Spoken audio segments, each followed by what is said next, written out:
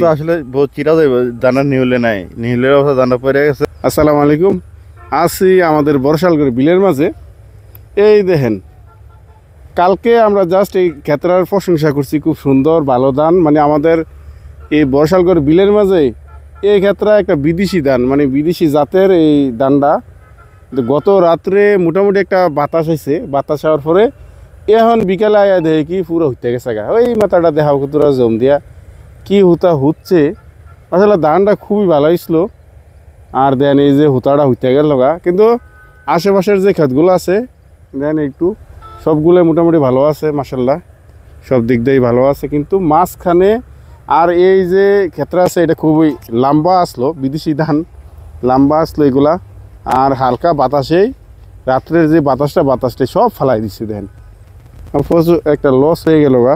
তা আমরা যদি একটু নামিয়ে দিক দেয় আয়ো, তাহলে আমরা হীরাপুর যাওয়ার যে রাস্তাটা, এই যে সাইডে কি সুন্দর, এই যে গাছটা সুটটা একবার ইয়ে গেছে গা, বোঝা যায় না। এক সময় একবার ক্লিয়ার দেখা যায় এই রাস্তাটা একবার হীরাপুর যায়। আর আমরা একটু একটু যদি বিলের দিকে ঢুই,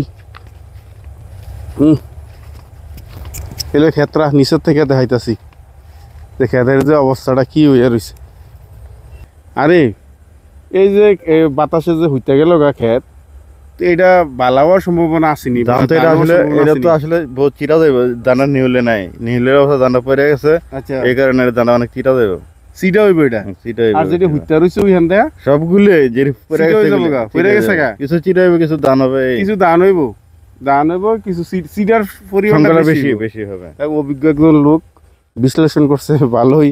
তা আমরা হাইলে তো ঢুই একটু দেখি কি অবস্থা। আর দেখেন মাশাল্লাহ, এই যে আমাদের বিল সবুজে সমারোহ। কোনো মাঝে মাঝে কোনো ক্ষেত দানি পড়ছে, বেশিরভাগই এখনো দানি পড়ছে না।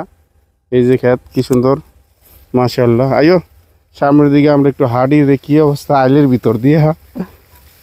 এই যে ক্ষেতের লাইল, আরে সামনে যাওয়া যেত না, কাদা আছে সামনে, অনেক কাদা। এই লোক ক্ষেতের যে কন্ডিশনটা দেখছেন। আরে ধান মোটামুটি কোন প্রজেক্টে বেশি হয়েছে, এইটা না এই যে এটার মাঝে, কোনটার মাঝে হয়েছে ভালো? এত ধান লাল হয়ে গেছে বেশি।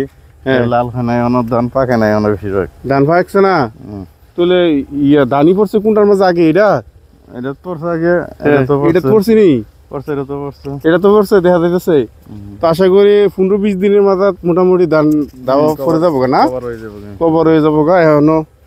আর এই ক্ষেত্রে তো মোটামুটি ভেঙে গেছে গা নাকি, লাল হয়ে গেছে গা, এই লাল।